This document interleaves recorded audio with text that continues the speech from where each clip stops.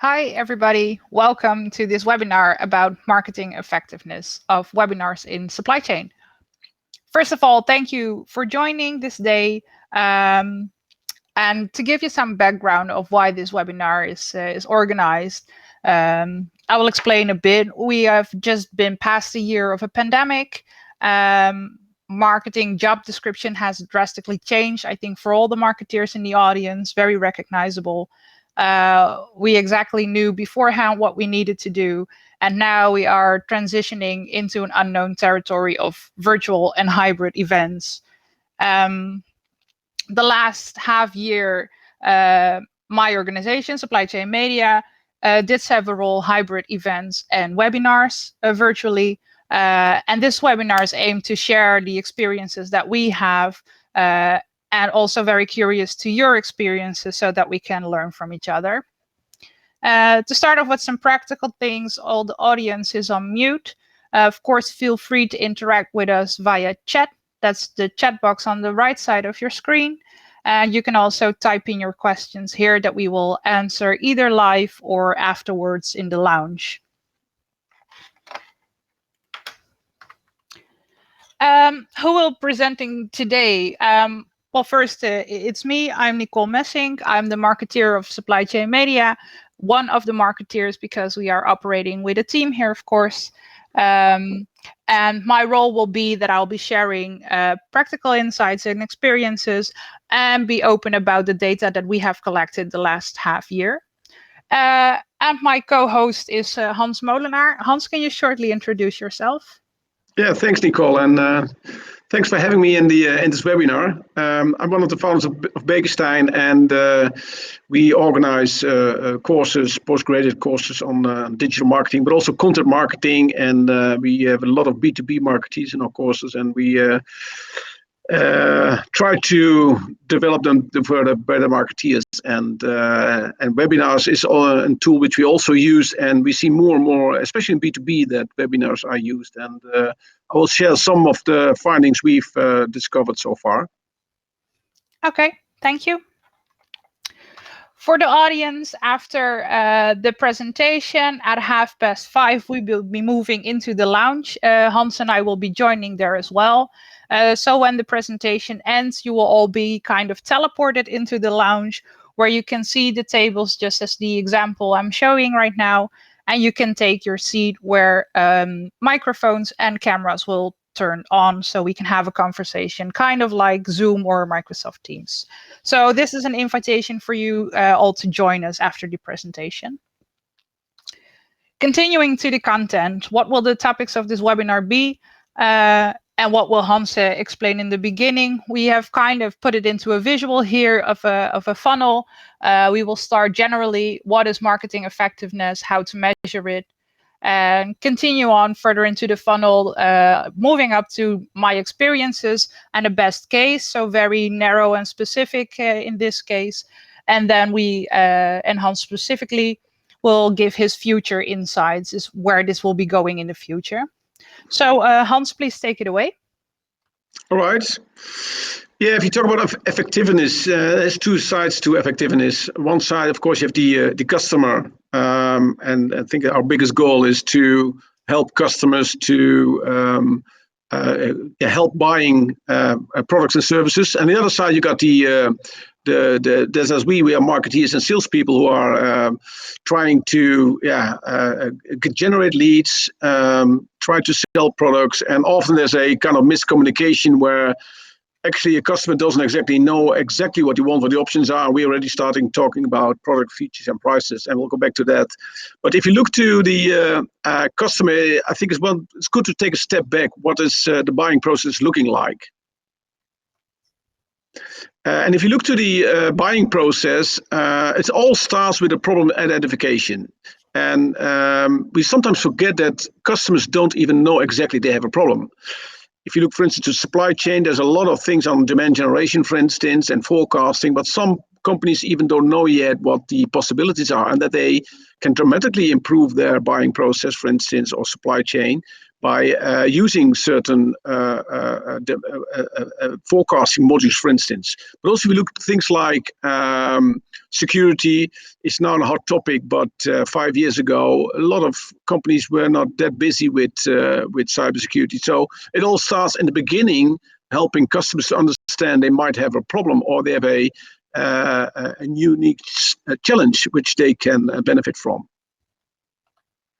And once they got the problem identification, then they start looking for possible solutions. And also, always one solution is doing nothing, but there are always certain options for customers to solve a kind of problem.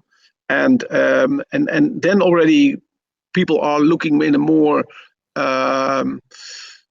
dedicated way to what are the alternatives and try to compare them, and then they are still open-minded and looking for a solution. And for a vendor, it's very important then you can influence them mostly. The earlier you are in contact with a customer, the more influence you have on requirements they're gonna define for themselves. And then after that's the requirement building process. So what's, for instance,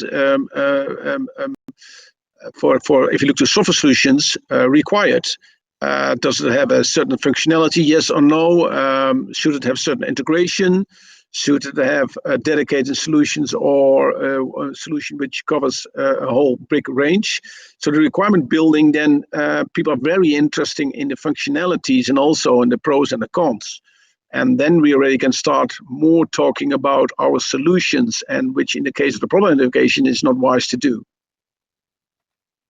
And finally, then they're going to look for people who can help them, suppliers who are there. And then they are really going to look from people who can meet their requirements. And of course, when you're selected, then it's in a hot lead. But if certain suppliers are already in an early stage in contact with a customer, then they have a bigger chance of having this requirements influence, and of course they are in a better position to get the deal. So also, if you look to webinars, it's always good to understand in what phase are we trying to inform customers, and sometimes we don't know, but it's wise to, if you're organizing webinars, to have a goal for yourself. What are you trying to achieve in that goal? Is it problem identification, or is it already trying to position yourself as a very good supplier?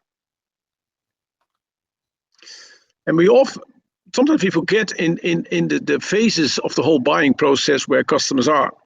And if you look, especially if you look with marketing automation, sometimes we try to pull customers through a kind of a funnel. And what I've found recently, that some research that shows that the buying process is not as linear as we think, because of social media and also because of search engine. People are sometimes taking a step back. So even if people have downloaded the webinar and participated in a webinar and downloaded a white paper, doesn't mean they already are in, let's say, the requirement phase or in the supplier selection. And sometimes market automation forces us to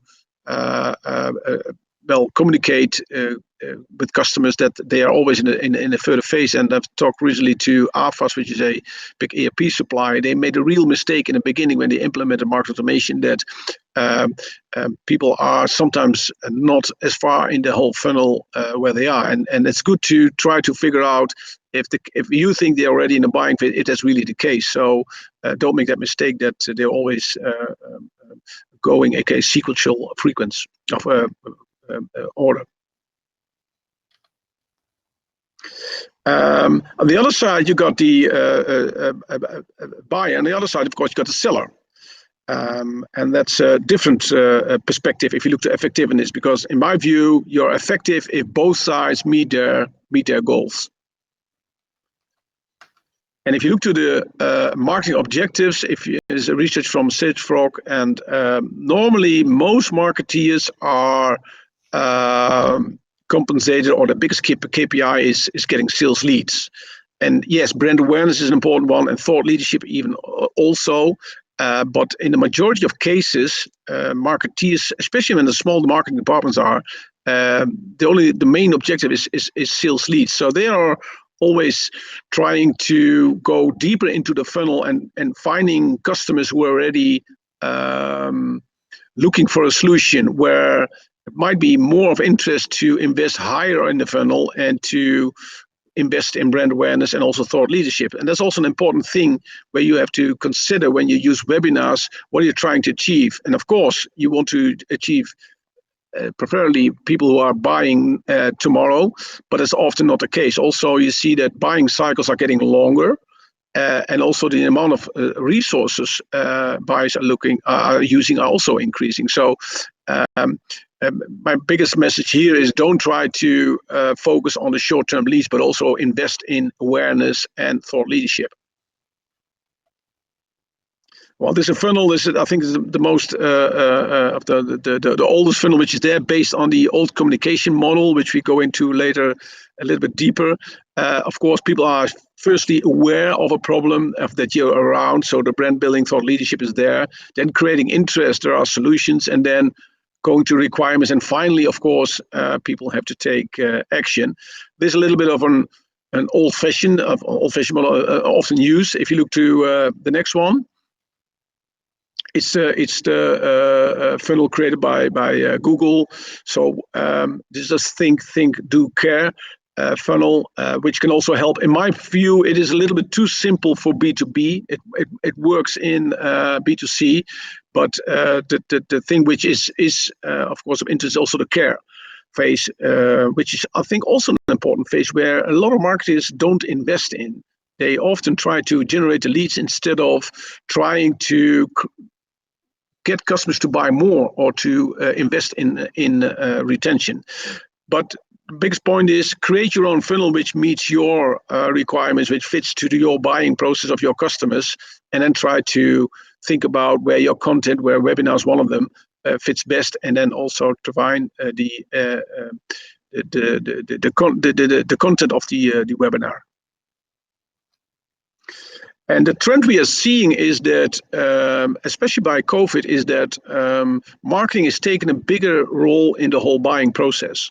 Where in the past is that if customers starting to orient and considering vendors, then sales was there and marketing had to back off. And now we see marketing playing a bigger role in also the requirement building, but also the vendor selection. And often if there's a bad online presence, then salespeople don't even get it to the table. And that's a shift which is growing in a lot of industries. And of course, it can depend. If you're selling nuclear power installations, then it's the buying process might be the same. But overall, we see that content and the marketing activities in the whole funnel is increasing during the last 10 years. So, and if you then add all these things up, Nicole, then what you see is that the decision-making unit is growing. There's some research from Sirius which says that the last 5 years, especially when investments more than $500,000, it has increased with 22%. So there are more people involved in the whole buying process. The sales cycles are getting longer, so it takes more time for a customer to take a decision. The number of sources buyers are using, where webinars are one of them, is increasing. And finally, that marketing has to cover a bigger part of the whole customer journey. Now, if you add all these things up, what do you get? A whole lot of work. And that's what I see in a lot of B2B organizations, that marketing is not able to create and initiate enough activities to cover that whole buying process. And that's a serious problem. And in my view, there's in a lot of organizations, a misfit between the marketing resources and the sales resources. And people should think about that, whether they're going to solve that or keep it the same. And sales is also getting more difficult because salespeople are getting later on the table, are less able to influence, and they have a tougher job to convince customers. Where customers now have a broader view of the whole market, salespeople get a tougher job to finally close the deal, and also a shorter time window to close the deal. So salespeople don't have a lot of opportunities to convince them and to take customers further down to the buying process. And if you look to what has happened recently in terms of content, you see, for instance, that what the high quality content is increasing more than content like white papers or contents which are, let's say, more snackable. If you look to, for instance, ebooks, there's been a strong increase, and ebooks are already used. Come back to that in a later phase of the funnel. Guides are strong, are increasing, have strongly increased the past 3 years, and I think COVID has also influenced the usage of that kind of content. And webinars have been the strongest. The strongest increase the past few years. So you see that webinars are more used now in the whole buying process, and obviously COVID has played an important role in that, because it's one of the more effective ways to get in contact with customers. And if you ask vendors and buyers, what is more effective in terms of what makes use, what makes sense, where do you have a lot of benefits from? Then see that video has a strong increase, but also webinars. They have risen more than, for instance, white papers, buyer guides, or events. So you see that webinars have been a very interesting and strong marketing instrument the past year, and have been risen more strongly than the others. And of course, video is getting more and more popular also on websites. You see that video content, and also on YouTube, is strong. And you probably know the videos from Volvo Trucks and the B2B. They were already there for a long time. But you see more and more companies using video. And there's also it makes sense, because if you have a niche product and you produce a video, there's not much on YouTube or other sites where you can find these kind of content. So B2B videos are also very strong marketing instrument the past year. If you look then, where does which marketing channels or which marketing content is used in which phase of the funnel, then you see, for instance, blogs, videos, and infographics in the top of the funnel, where people are still not aware of a problem, or they are trying to think about which solutions are out there. So these are mostly used there. If you look to webinars and visual events, you see them more in the middle of the funnel. You see them where people are really actively looking for solutions. There you see that webcasts and also virtual events are very effective, where people are trying to get the requirements, try to find out which vendors are out there. And there's even more than in the live events, where also live events are a little bit more effective in the end of the funnel, opposed to webinars and virtual events. So that was interesting to see. And if you look to all marketing content, then you see that case studies, for instance, and white books are a very strong marketing content which can be used at the end of the funnel, where people are really diving into what are other companies doing and looking into functionalities. So this gives you a little bit of idea that webinars are, I think, useful in where people are trying to build more knowledge on a certain subject. So in the top and the middle of the funnel, they're very, very effective. Now, what mistakes have we seen so far? Because it looks like a very effective tool, but you see also a lot of companies struggling with it. For instance, this is an email I got from Genesis, which is a contact center solution provider, sends me an Italian email. And I've seen a lot of mistakes in that sense. So they invite me for a Italian webinar. And if you look to the next one, that's HP. Yeah, they also try to do webinars, but it starts already with the invitation. They know me, they know my name, and then they still say, okay, dear recipient. And also, if you look to the content, And also, if you look at the setup of the email, this is not the way to attract a lot of people to email or to webinars. And what we've seen so far is that everybody's now trying to set up webinars, but they're not as professional. And also, you should market your webinars very carefully in a very sophisticated way, and not sending emails to the whole customer base. Think about which customers are where and might be interested in. And the more personalized you do it, the higher chances that you really get people on a webinar which are really interested in a certain product and a certain solution. So my point is, webinars are very effective if you use them very well, and if you also do the marketing of your webinars very well. Thank you, Hans, so far. To the audience, are there any questions so far about the speech that Hans explained that he can elaborate on? Type your chat if you want to, and otherwise I will continue with sharing my experiences. As Hans mentioned, it was partly driven by COVID-19, and of course it's a digital transitions that we as B2B marketeers are all in anyway. So we have decided the latest part of 2020 that we had to shift from physical events to more virtual events, and we came up with Webinar Wednesday. Practically, it means that we are hosting a webinar every Wednesday afternoon, and we partner up with every webinar with a third party, and that could be a software vendor or another vendor. Could also be a professor who's giving more in-depth insights on a specific topic. And what I want to do is present the half year that we had in 2021 in forms of numbers.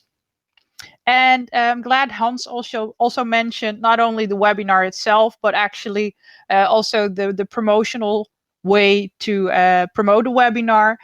We distinguish three phases in that. It's pre-webinar, it's the live webinar, and it's the post-webinar. So I will start in that order as well.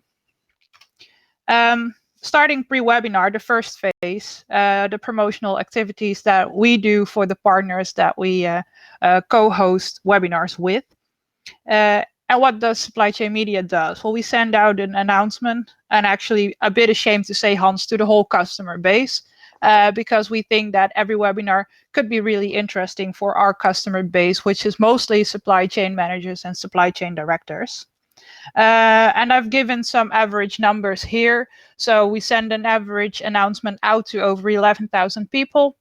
And on average, opened by almost 5,000 total opens. So not unique viewers, but total opens. Unique opens 2,500. Not specifically unique people, but more unique IP addresses. So there's a short side note. With a total clicks of over 184 and a UCTR of more than 7%. Well, what does that mean? These are the numbers of the people that have received the announcement, and they are reading about what the webinar will be about, as you can see on the right-hand side. And what is important to say that in the promotion, you need to be clear of what the audience can expect. What are you going to present in the webinar? What solutions are you offering? And what target group are you aiming at? And if you're speaking to the right audience, then you can see that the most people that have opened this promotion will actually also register for the webinar that is coming up. What Supply Chain Media also does is making use of the extensive network on LinkedIn that Martijn Lovers, our CEO, has.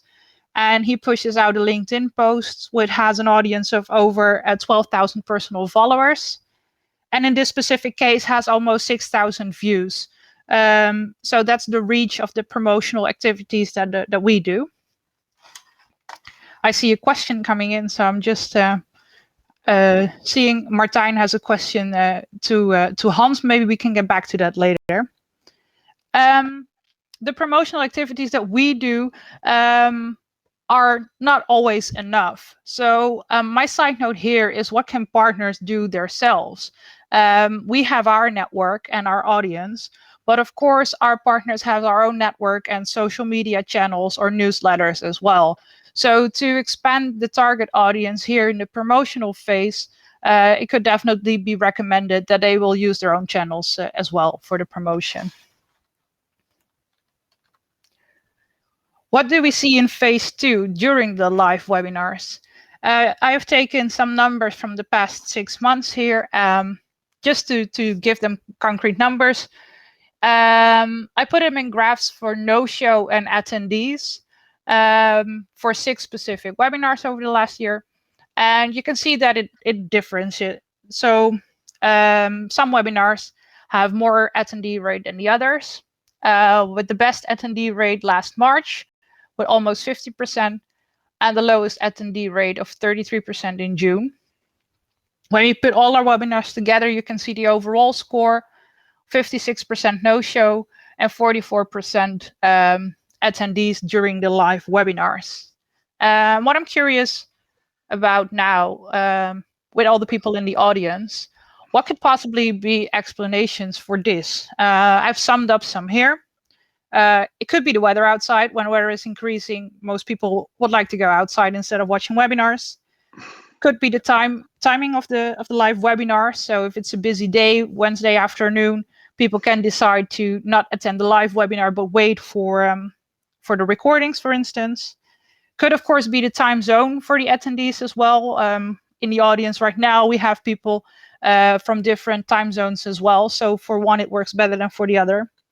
Could be regulations to COVID-19, could be a demand and supply explanation on the too much webinars, and so on. I'm curious in the chat box, audience, what are your experiences or possible explanations for these differences in attendees rate, and what are your experiences in attendees rate? Is this low? Is this high?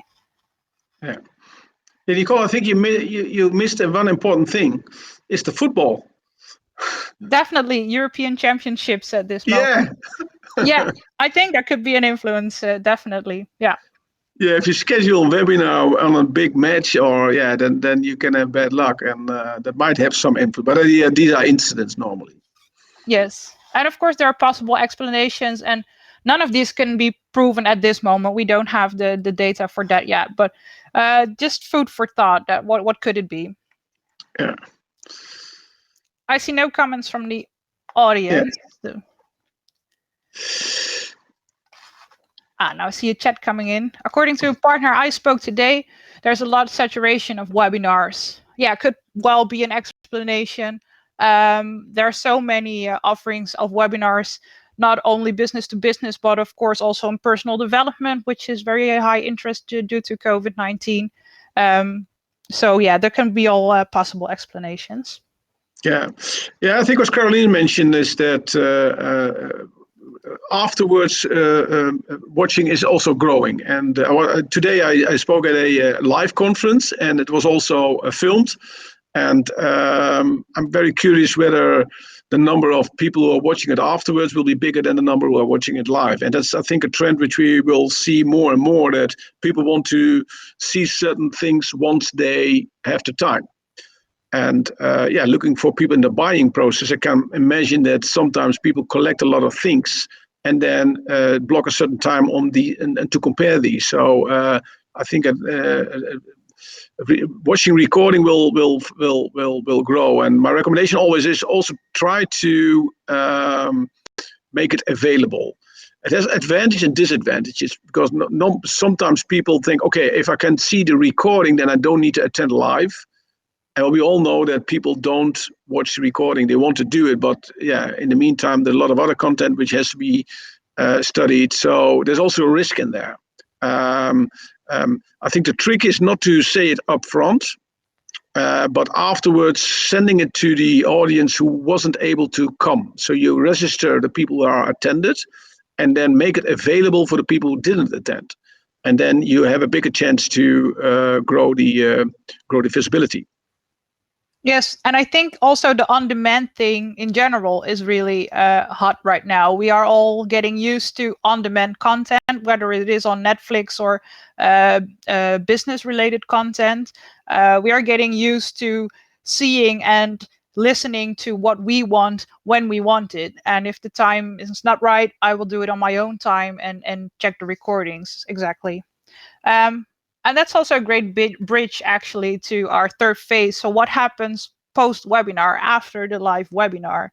And in my opinion, this consists of three components. It does in our case, because this is the channels that we offer. We have the recordings itself published on our YouTube channel. So in most of the cases, one day after the live webinar, the recordings are published there. There will be a news message be published on our websites, redirecting to that YouTube channel, not saying much about the content itself. So people really have to look at the recordings to do that. And what we have seen in one of our latest recordings, that it has 44 unique views, which with almost 6.5 hours of total viewing time. So that means that people do not accidentally click on that on our YouTube channel, but they are actually watching it with that watching time. So that's an important channel that we use post-webinar. And another important thing is the slide deck that we make available on our website as well. So people who were not able to attend the live webinar can also download the slide deck that was presented during the webinar afterwards, which means that they can not only listen to the content, but also kind of study the sheets that were presented and having the data available as well. And the last thing that we do is that we publish a written article about the content of the webinar. So that is a written report about what was spoken about during that webinar. And I have given some numbers here just for an example to show what these post-webinar content is actually doing.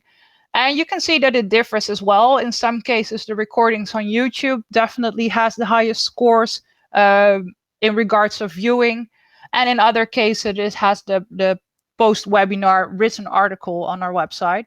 And that also, again, depends on what the partner does with that content as well. We will publish it, and we will, of course, hand that over to the partner, the co-host of the specific webinar, and they are free to reuse that content via their own channels, whether it be social media or, again, an own website or an own newsletter.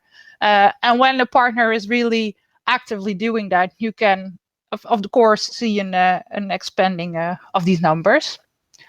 And what we also do, Martijn, in this case, because he has such a large follower audience on LinkedIn, is that he will push the written article via his LinkedIn page as well, his personal page. And this is one of the latest written articles about the webinar with Philip Morris International.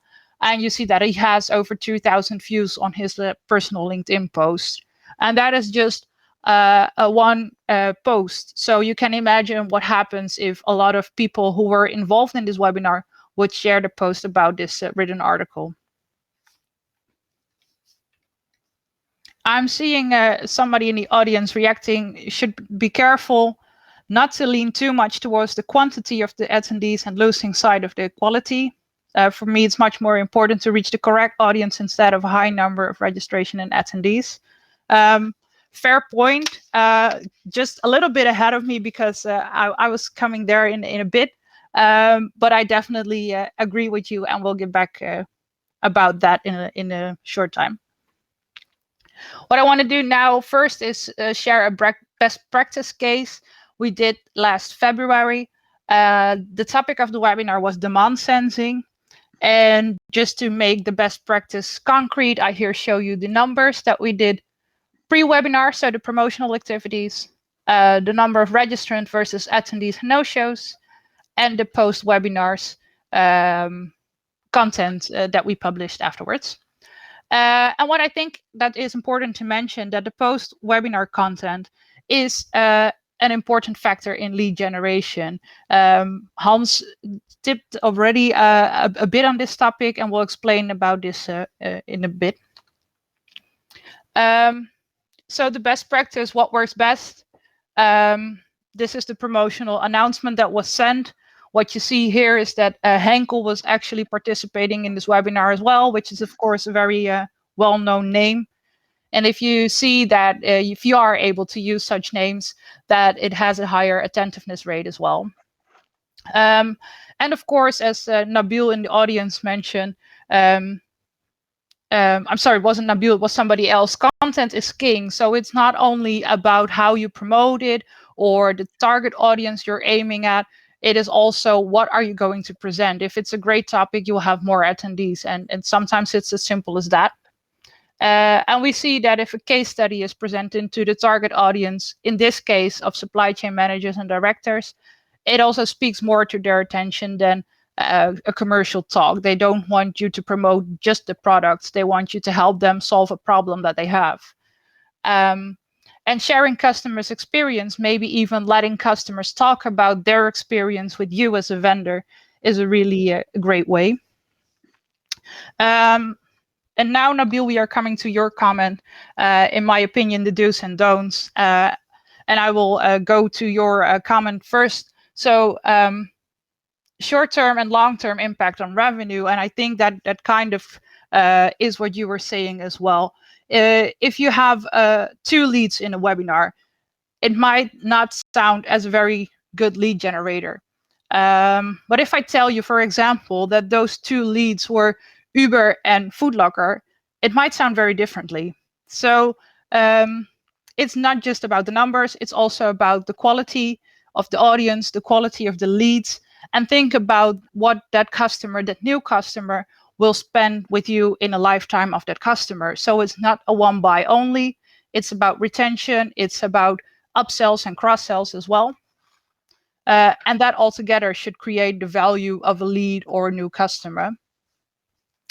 And focus on ROI. And R is not just money, but also engagement. So the return, of course, could be new sales leads, but could also be having good conversation with prospects who might come back to you in a later stage when they are further in the funnel of the buying process. And the investment, a side note, is not just money, but also your own efforts. So what I was saying, we take our part in the promotional side of the webinars, but you can also invest your own time and effort in promoting the webinar and promoting the post webinar content that we are creating together. Don't, and I think they're all open doors here, but don't post and pray. Don't just organize a webinar and hope for people to show up. Be actively in who you invite, how do you invite them, and which content are you using to invite them. Don't rush towards lead generation. I think, Hans, that's the point that you made in the beginning of this presentation. Think about where in the buying process your target audience is. And of course, lead generation is an important thing for most marketeers, but it's not just a hit and run. You cannot just do a webinar and expect many qualified leads coming in. We have seen a lot of research done on webinars in general as well. And what we found is there were a lot of general information and business to consumer cases that we were researched. So don't confuse all the data with each other. Don't confuse internal meetings or online meetings with external webinars. Those are 2 completely different goals, 2 completely different target groups. So the data does not represent the same. And don't confuse the business to consumer benchmarks with the business to business benchmarks. As said, most research is done in business to consumer studies, which have, of course, higher numbers of quantities, but is also not applicable to most of business to business cases. And I have some points to discuss here in orange on my last slide. We are having our cameras on at the moment. During Webinar Wednesday, we decide to put the cameras off and focus on the content. So what I'm curious about is, how does the audience feel about this? Should our cameras be off? Are we distracting the content that we are talking about? Or is it just a good additional to the content that we are presenting to see our faces as well? Yeah, that's an interesting question. I'm very curious to know what the audience thinks. So if you would use the chat and say out or on, that would be interesting. We come back to the question which have been asked before, but it is an interesting one. But you're also now, let's say, a customer. So I'm very curious to know whether you find it distracting or it adds any value.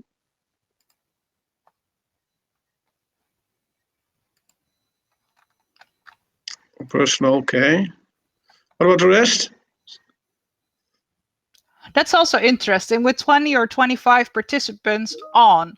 So with smaller groups, assumingly, you have higher interaction rates. So you want to see who is presenting. If you're, for instance, a keynote speaker in a great event with hundreds of attendees, it might just be easier to focus on the content and give a presentation.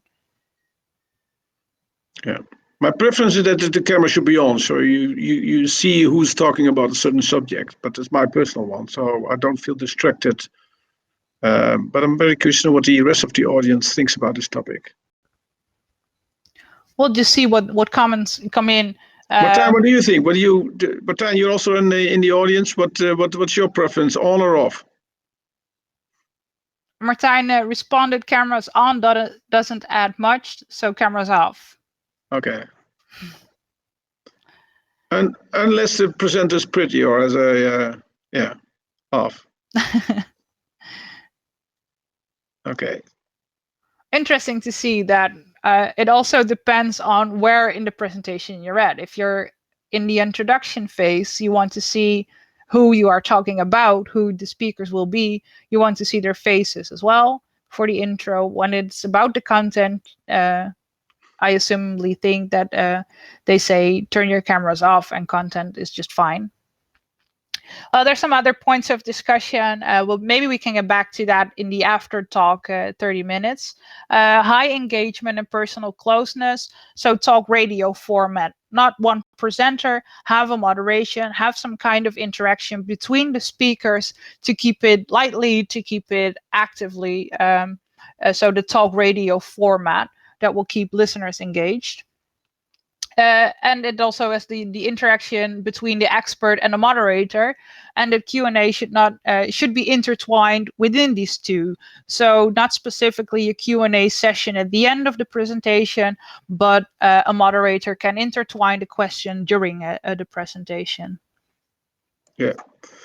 Yeah, that's one thing we always use with webinars, that we moderate it and then we collect the questions, and then a logical point at the presentation that we ask some questions, because we often have more than 100 attendees, and then it's difficult to have the presenter take care of that. And also, what I found myself, if you present and also have to take care of the questions, you might be distracted, because it's not always easy to read all the questions that are coming in and also concentrate on delivering a good presentation. Yes, yeah, I think that works best as well, because I can see myself getting distracted from questions coming in, even though I'm actively asking audience to respond. It's still a bit of distracting. But this was the practical side and the data that I wanted to share, and just be open with the audience about what we are doing and what it results into. And what I'm curious about, Hans, how does Beeckestijn Business School are using webinars and are going to use the webinars? Yeah, share some knowledge. We in the past we always were active on events, and we try to use events on all phases of our customer journey. The most important thing are our current, let's say, customers, basically people who are following or have followed an alumni for a course. So we have every 2 weeks we organize at least two webinars or physical clinics. Now we are in the summer break, so you can see here in the 25th of August we're going to start again. So, for instance, certain topics like programmatic marketing, or things like around artificial intelligence or law and branding. So we are concentrating on marketing, on digital, but also on customer experience topics. And for us, it's a way to keep in touch with our current customer base, which is about 8,000 to 9,000 people who have taken a course in our at Beeckestijn. Can also be in company customers, and it's a way for us to also help people to maintain their network, but also maintain their knowledge, and hopefully their word of mouth one day will pay off. But that's a way to let's say get a return. Hopefully they're going to take another course, but in our cases, we do, for instance, things like digital marketing strategy or data strategy, or we also have customer experience, leadership. And we don't often see people taking two of these heavy courses, sometimes a training. So we don't have, let's say, in terms of increasing customer value, a big percentage of doing that. But we know that 60 to 70% of new people who taking a course with us are coming from previous ones. So we invest a lot of effort in our customer base, and that's mainly at the care phase or at the other side of the tunnel. If you flip the funnel in terms of new customers, existing customers, we try to create also ambassadors. So that's one thing, and we in the past we did it physically, and we started in March last year immediately online, and we have up to 1,000 attendees on a webinar, and we also use that to attract new people. So we also promote these webinars in all kind of media, also on social. So we really believe in not promoting our products and services, but promoting our, let's say, interesting content. So that's one way we are doing on our existing audience, but we also work with other organizations like Supply Chain Media, but done in our field. You go to the next one. For instance, eMers is a e-business magazine, which also has a lot of events. And they had a couple of weeks ago an online marketing event. And for the foreigners, the not Dutch speaking, this is what is your answer on the increasing power of big tech like Google, Amazon, Facebook, etc. So we try to get in contact with people who are in the top of digital marketing and share our knowledge, what we know, because we have about 1,000 people following a course. So we also know we have actually good sight on what's happening on the digital marketing side within companies and also where they're struggling with. And then we use that also to hook into the worries or the issues they're dealing with. So that's where we work with a publisher. And also we have another one, this one more on the digital side, and the next one is Customer Talk, which is more on the customer experience side. These are digital and customer experience are two heavy topics where we help organizing. These are 6 to 7 customer experience small events, and we trying to give them content and help them organizing this, and also together with partners. So we do a lot of ourselves, but we also do a lot with other publishers, which also brings us in contact with potentially new customers. And for us, it's a very important element of our whole marketing approach. I think we invest more in events and content than in other marketing channels.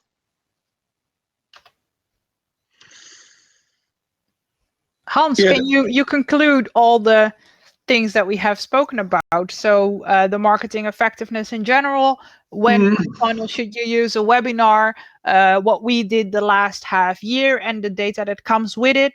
What is your expectation for the future? Were all the webinars just a hype, or is it here to stay?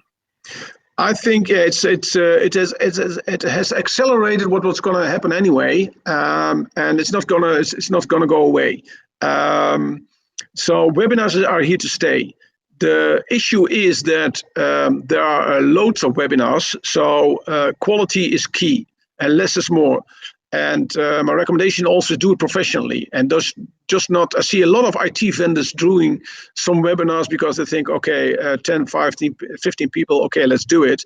And we're just gonna do our story instead of helping customers in the buying process. So I believe that webinars are growing, the number will growing. I think the number of attendees will decrease. And then it's a trade-off whether it's still worthwhile. And if you look on a short-term lead generation, I think that's the wrong view. And sometimes campaigns are measured on itself, and I believe you should measure your marketing investments and the ROI on a yearly basis, because people are not buying instantly a new piece of software. So it doesn't make sense to then make an ROI calculation on one element of it, and it depends also on the quality. I will go back to the question on your email, Nabil, which is a very interesting one. So it will be there, and also it fits into the need of that people can watch the recording, that they can consume the information once they're ready for it. And you see sometimes people are in the phase of collecting, and then when they have to make a decision on the requirements or buying a vendor or selecting a vendor, then they're going to consume all that content at the moment they are ready for it, and then also all the content they've collected in that period. So it's definitely not a hype. It's a trend. I do believe that we have had a peak in this year, so the amount will get less because live events will come up. And there will be a growth in webinars, but it's definitely it was a hype, but now it's a trend which will continue and is here to stay. And coming back to the AIDA cycle you shortly mentioned in the beginning, where should a webinar be? Well, I think webinars can be useful in all phases of the whole buying circle phases. And of course, if people are, and I believe that the biggest return will be in the mid-size. If people are thinking about a subject, are looking for solutions, they're already aware of a certain solution, then I think the webinar has the most value, because then people are very actively looking for certain information. You can use it for demand generation, but then it is not really topic. Then it should be like the trends of the future. Then it should be part of a general story where you make people aware of certain things. So webinars about trends are very interesting, or where customers are talking about solutions they are implementing, and then people can start, oh wait a minute, how is that at our side, so on. So I think you can assemble webinars on the top and also on the midst of the funnel. I don't believe in webinars as much at the bottom end of the funnel where we talk just about functionalities. Then I believe more in demos, and sales should be there. So top and mid demand generation and requirements building and perhaps vendor selection, there can webinars be very very valuable.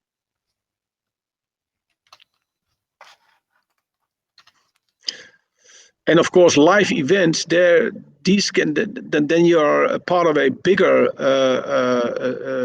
let's say live events are mostly let's say 10, 20 or more webinars. These can be very useful if people are looking for vendors and are at the bottom of the funnel. So live events were very useful for that, but I think also online events can be very useful if people are really then looking for a vendor or a solution. So if you want to use your webinar at the bottom of the funnel, then I would cooperate with people who organize exhibitions or live events or online events. Yeah, this is a bit my personal thing. As long as you keep on thinking on adding that buy, sometimes we forget the buying and think about what do we have to tell. And if in our course we try to convince marketeers to keep on adding value, and that's the same thing if you have a shop. If I had a shop, I would always try to achieve somebody leaving the shop with a good impression, and not focusing on that somebody has bought something, because the word of mouth, people coming back, is more important than the short-term sale. So so if you use webinars in not advertising, because that's the baddest thing you can do. Sometimes you see on events that people have sponsored a webinar, and then, okay, I've sponsored it, so now I'm going to tell my story because I've paid for it, and all people are waiting for my story. That's the the baddest thing you basically can do. So always try to add value and keep that buyer in mind. And people are not always interested in your solution. They will come if your story is right, and then they want to know more about it, and then you can go specific into the functionality and whether those functionality are meeting their needs, yes or no.